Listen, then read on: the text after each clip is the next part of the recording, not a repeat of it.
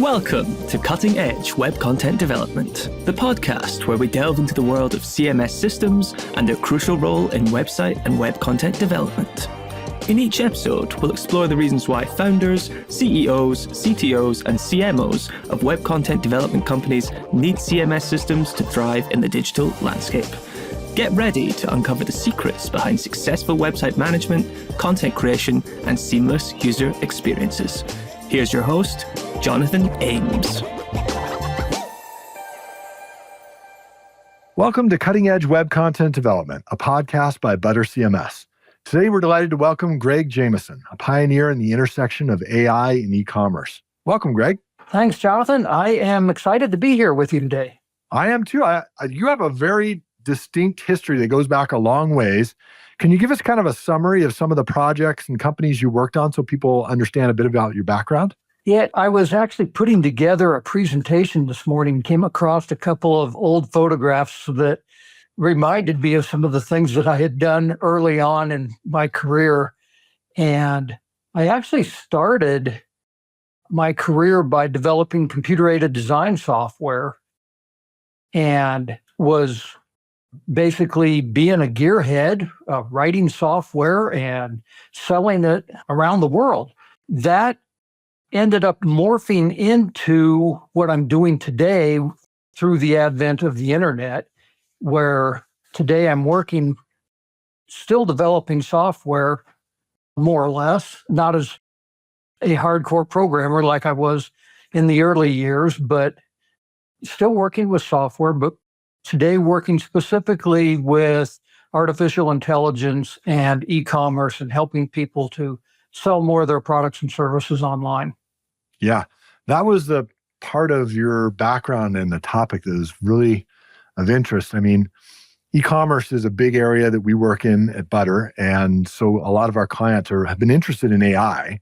And so the question is not, is AI going to have an impact, but what's the best way to make AI positively impact your work in e-commerce? And so give us an idea of kind of how you see AI and e-commerce working together well. There's actually a whole bunch of ways that the two intersect. And I think that e-commerce is something that I started doing, like I said, back at the beginning of the internet. And it really can be anything where you're kind of creating this transaction online. So it might be that you're selling a physical product, which is where I started, selling physical products and working with people that were wholesalers selling to retailers. But it might also be selling services, and somebody contracts you for a service over the internet. The transaction takes place online, and so that's e-commerce as well, which when we talk about AI and how it impacts all of that, it can be simple things like writing product descriptions. If you're selling physical products, AI is actually very good at generating product descriptions, whereas often people that have online stores are not very good at that. And it can also involve things like putting a chatbot on your website to help handle customer service. The chatbots can be trained to really talk specifically about the things that are on your website rather than just generic things. So if you're selling a widget of some kind, a person could be asking a question about that widget and the AI would be able to respond to it without having to have a human be there monitoring the website all the time. Of course, it can do other things on the back end too, in terms of inventory control and order management and so forth. So, like I said, there's lots of different ways that AI can really impact an e-commerce website. Interesting. Yeah, I know one of the big challenges with chatbots in the past was that somebody had to create all the content for those chatbots to give to a customer and think of all the possible questions. So that was a huge amount of work to basically create the content necessary for that. So any way to automate that, certainly very helpful in opening up maybe chatbots to companies that otherwise simply didn't have the resources to implement one. But your first mention about writing product descriptions, that's very interesting. Have you had some experiences with clients or in your past where you've used AI to write product descriptions and found that they were successful, even though they were written by AI? Yeah. In fact, I'm working with a company right now. It's a jewelry company. They're a wholesaler.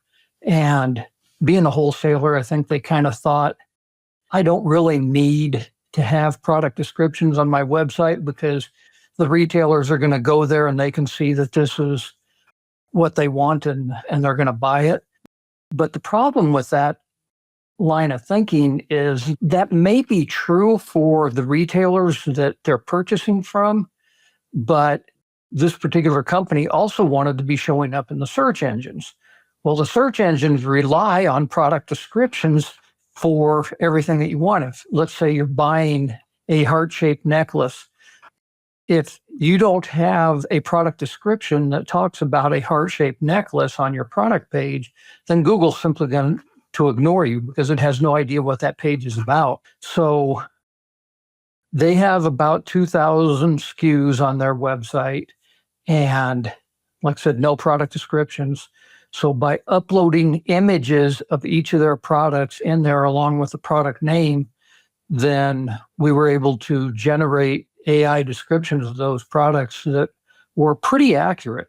And it's interesting how the AI can actually look at an image and determine what that image is and write a product description from it, but it's super powerful. So they've got a new version of their website coming out that's going to be loaded with product descriptions. They were all written by AI. They were, in fact, all reviewed by humans to make sure that the descriptions were good, but I think it's going to make a huge difference for them in terms of their SEO. So they're using AI here to generate product descriptions for an SEO purpose, and they're ensuring the accuracy of it by having humans go in and check them. But because a human doesn't actually have to write it, it's a huge efficiency boost. So it happens much faster. Yep. Excellent. I think most of us think of AI in terms of benefit of efficiency, that we can do something faster with AI. Are there other strategic ways to use AI in e-commerce besides just to do things faster? Yeah, one of the things, I think that not only can you do things faster, but I think that often people are sitting there thinking that AI, like I said, it's about efficiency and kind of how many people can we replace? And it really isn't about that. But I think that what people need to think of is, how can I do things that I've never done before? And AI is really good at that. One of the things perhaps is helping you develop new products. So the products might be simple things that, hey, I want to create some apparel with an AI generated design on the shirt. That's a fairly simple thing. But this same jewelry company now is starting to design their own products as well as selling products that they've imported from overseas. And you can use AI to do that.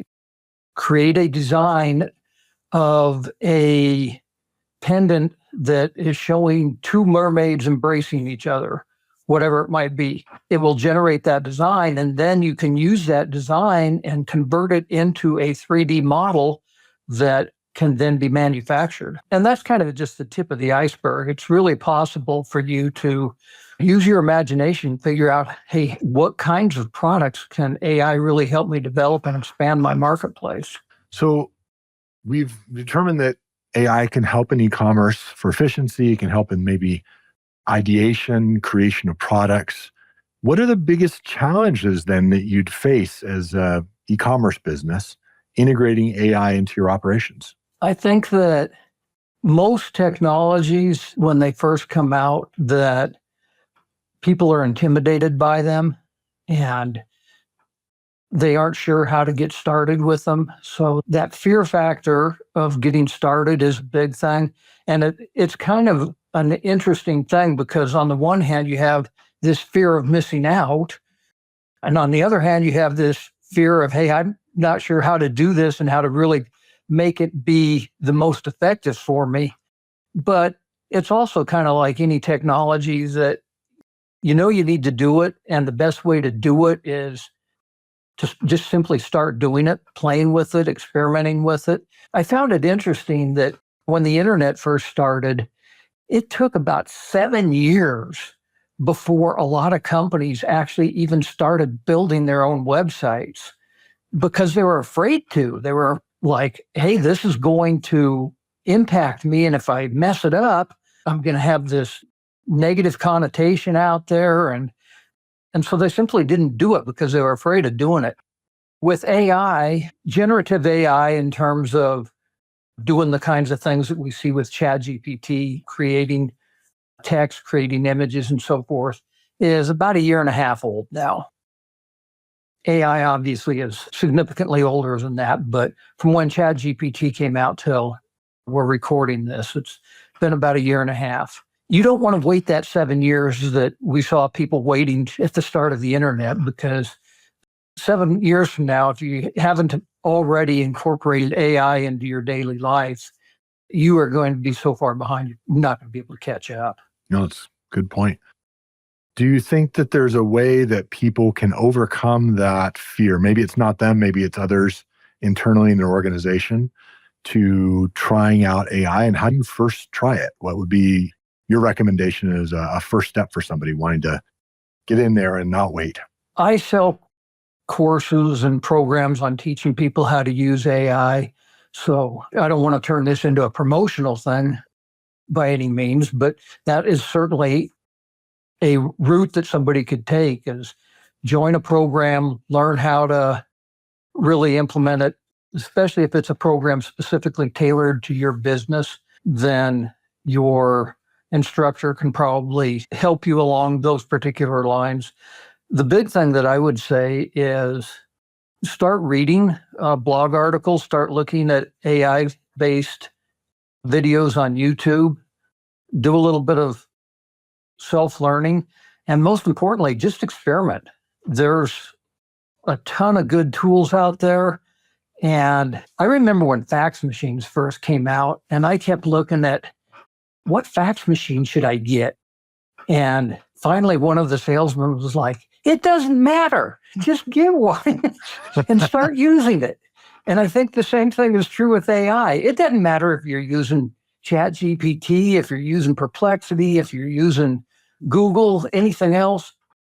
Just get out there and start playing with them, use them, and see what kind of results you get. If you don't get the kind of results that you want out of one, then go try another one. Most of them, they're free to try. And even if you're paying a monthly subscription, like for the ChatGPT Plus, it's only $20 a month. It's cheap. Try it for a month and get to learn it. So those of you who are pretty young out there, a fax machine is something that allowed you to send printouts via the telephone. It was something that the older crew of us remember fondly, but yeah. And doctors probably still use. I think they're the last holdouts for fax machines.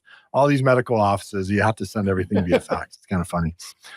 All right, so let's talk about a couple of these tools then. So what are some specific AI tools or features that you found effective in building e-commerce performance? Well, what I've ended up doing is I've actually created a number of tools myself.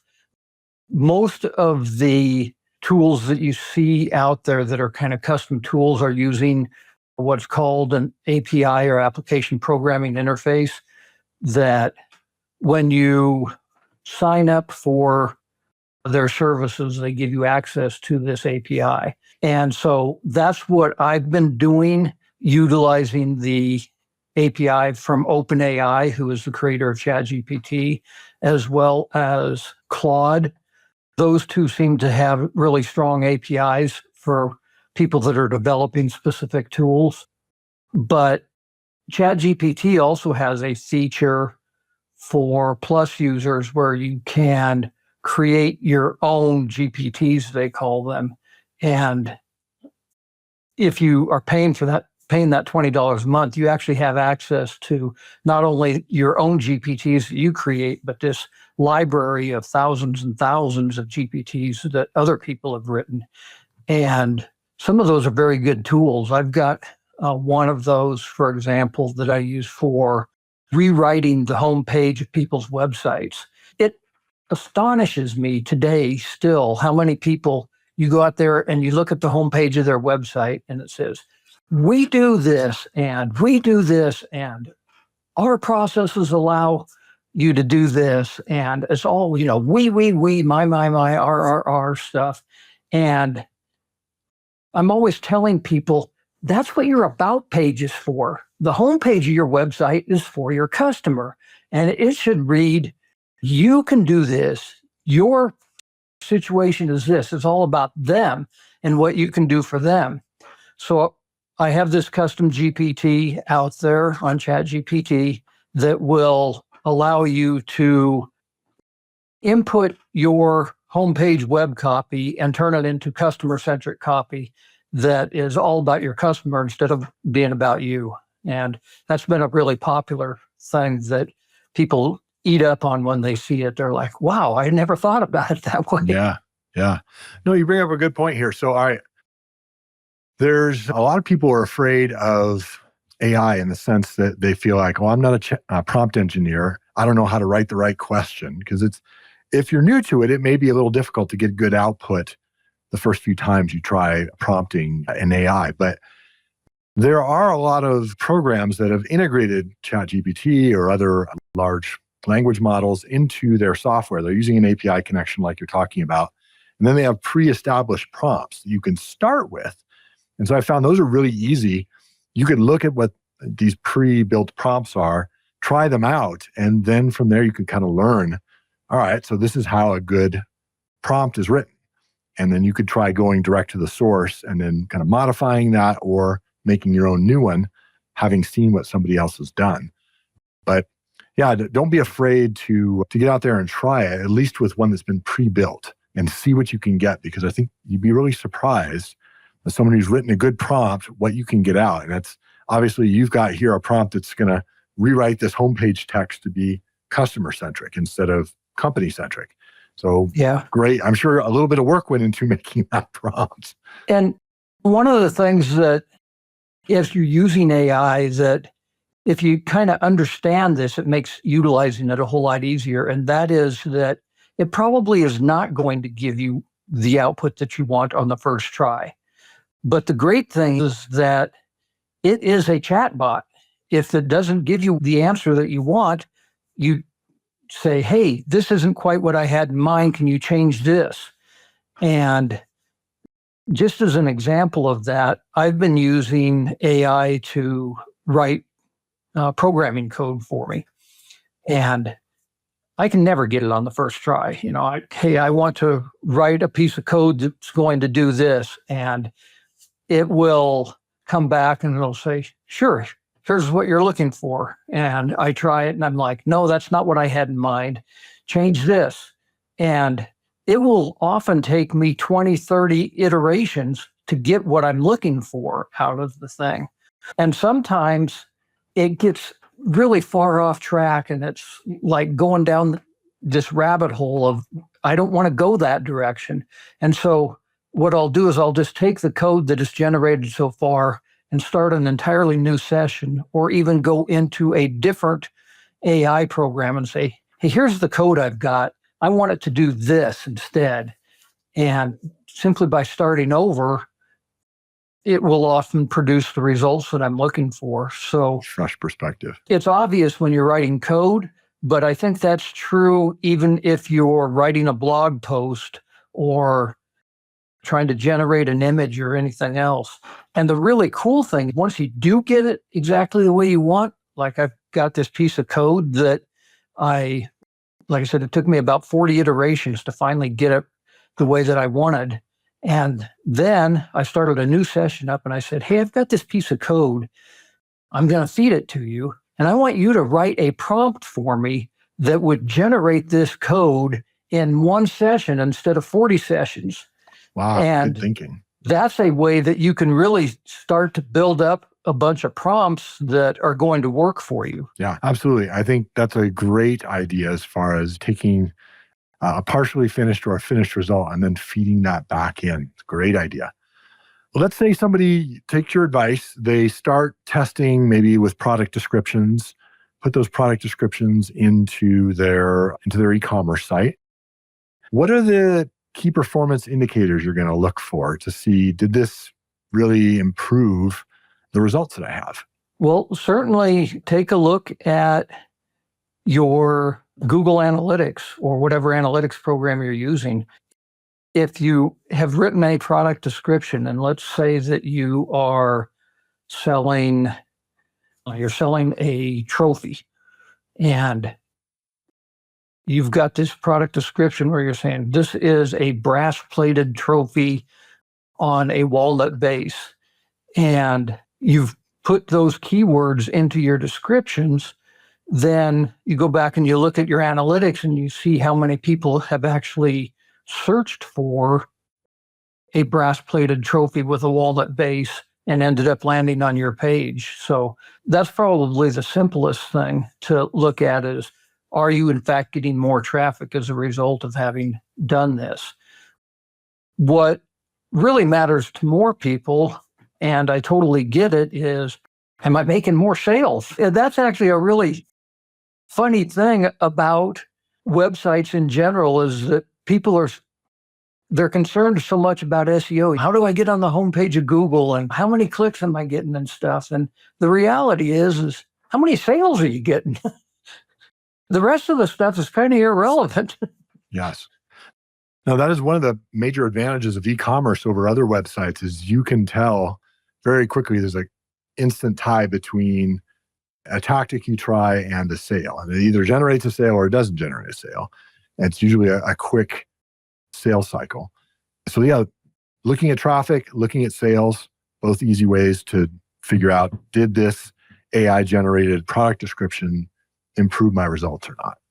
So what about other areas besides, say, traffic and sales? Customer data. Is there a way the AI can help with that in an e-commerce business? It absolutely can. Yeah, you can track your customers, see how long they've stayed on your website, how long they've engaged with you. If they're getting their questions answered, you might run a survey or something and say, hey, are you getting the results out of this that you expected? So there's absolutely anything that typically involves being able to programmatically look at your data, then I think that there's going to be an AI tool out there that can help you with that. Yeah.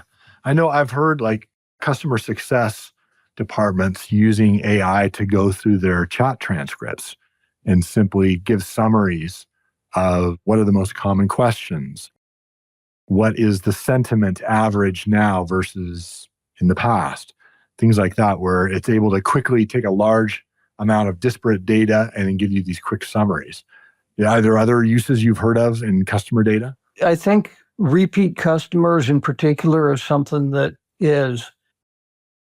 that's pretty easy to track, and an AI can help you analyze that as well. How many repeat customers am I getting, and what's their average order value? Or what are the products that when somebody buys it, I have a higher percentage chance that they're going to be a repeat customer?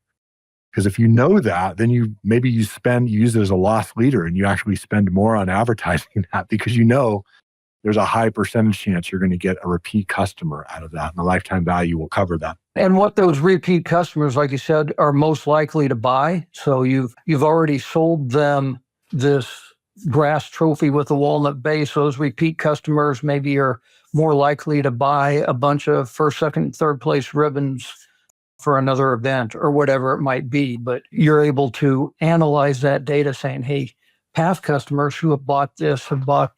And so that's the kind of thing that I need to be promoting to people. So where are some of the places, if somebody wanted to start plugging into and learning a little bit about AI in e-commerce, where are some of the places they might go to find that? I mean, where do you find your inspiration and your ideas?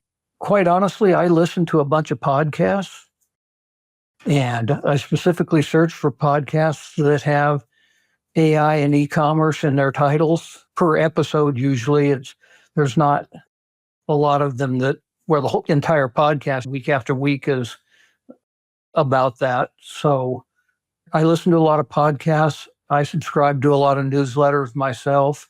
I write a weekly newsletter where I'm going out and researching topics all the time. So I'm trying to keep up on what's going on in the world.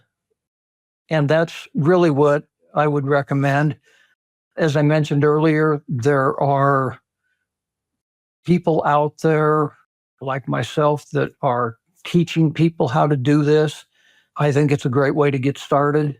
If for no other reason than it really opens up your eyes to all the different kinds of possibilities that are out there. As an example, we talked about how services can also be an e-commerce business. There's so many people out there that are selling services that they may not even recognize that they need to have e-commerce for their service-based business, and two, how AI can help them sell those services or even productize those services. Yeah. I actually had a guest on a few months ago who's talking about using successfully e-commerce to help all these service-based companies, like especially plumbers or mechanics or things where people are going to the internet, they're doing a search, they're like, quick, I need this person who does this. I need a roofer, I need a plumber, I need a mechanic. And how people really love the fact that they could schedule a appointment right on the site, buy it, and like, now it's good. I know that person's going to show up. I've paid some kind of down payment money for them to come out and quickly get to this project, which I need. It's kind of very timely. And he said they had really good results with that. So yeah, there's definitely even services sites, e-commerce could be great for that. And then you want to make sure that it really is tied to their calendar and they do show up. Yeah, obviously you got to deliver on that product. Otherwise you're going to be in some deep trouble. Let me ask you a question, Greg, about over the course of your career, what are some things that you've learned that if you could go back in a time machine, you would tell yourself at the beginning of your career, things that you know now that you didn't know then? I guess the biggest thing from a business point of view is that things are always going to change. And one of the things that I did early on is I had a company and I built it up and I sold it. And to this day, I'm like, I'm not sure why I did that. I know things are going to change. I could have evolved that company into going into a different direction instead of selling it. And along those same lines, I think that this is more of an economics thing than anything, I guess, is that don't always be dumping all of your money and all of your friends' and parents' money and everything else into your company. Put some aside because you're going to have lots of new ideas. Ideas are easy. You probably do this to generate hundreds of ideas a day. You don't have time to implement all your ideas. Ideas are easy. So you're going to have lots of new ideas in the future. And if you've got a little bit of a bankroll there that you set aside to experiment with ideas, I think that's really important. I love one of the things that Google does where they tell their employees that, hey, 10% of your time is supposed to be for basically playing with new ideas. Yeah. Yeah. How many companies do that? Not very many. Yeah. That's a great idea. Yeah. Well, tell us a little bit about how people can connect with you. You have a company right now, WebStores Limited. Tell us where people can find it, kind of what it does, and how people can connect with you. Okay. So WebStoresLimited.com is one of the easiest ways to get a hold of me. There is a contact page on there. We don't try to hide email addresses or phone numbers or anything else like some people do on their websites. So there's actually a contact form. You can fill that out and be happy to talk with people individually. Like I said, I teach a course. Sign up for my weekly blog or sign up. You get the same information if you sign up for my newsletter on LinkedIn. It comes out every week. And I always have information on there about new courses that are coming up and places where people can either join me for a webinar, join me on upcoming podcasts, live presentations, and so forth. So pretty easy to get a hold of. Excellent. Well, just maybe tell us one of the projects you worked on with WebStores and kind of how AI played into that. Well, one of the recent projects that I did, I actually created a new AI tool specifically for travel advisors. And so this is something where I use the APIs that we talked about. And you don't need to be a prompt engineer to figure out how to use this. All you have to do is fill in the blanks for a couple of things. There's like 30 or so tools in there that do things from planning itineraries to recommending offshore activities if you're going on a cruise. Whatever the tools are, I worked with a travel agent to do this. So we built this tool out that now other travel agents can use, and that kind of a custom tool for a specific niche or industry, I think, is something that can be really helpful for a lot of people. Oh, wow. Is that something that's online now that people could see? It Or is. still in production? Nope, it's online. It's called Travel AI Genius, and I can give you the exact link to it if you want. Yeah, absolutely. That'd be great. We'll put it in the show description as well. Well, excellent. Greg, really appreciate your insights on AI and e-commerce. You really opened up my mind to some different ways of thinking about using AI other than just efficiency. And yeah, for those of you out there listening, connect with Greg, learn more about AI, especially his newsletter. And yeah, really appreciate you coming on. I appreciate you having me. This has been fun. Thank you so much. Cutting Edge Web Content Development is brought to you by ButterCMS. To find out how you can build better with Butter, stop wasting dev time, and free your marketers from your legacy CMS, visit ButterCMS.com. Also, make sure to search for Cutting Edge Web Content Development in Apple Podcasts, Spotify, and Google Podcasts, or anywhere else podcasts are found. Make sure to click subscribe so you don't miss any future episodes. On behalf of the team here at ButterCMS, thank you for listening.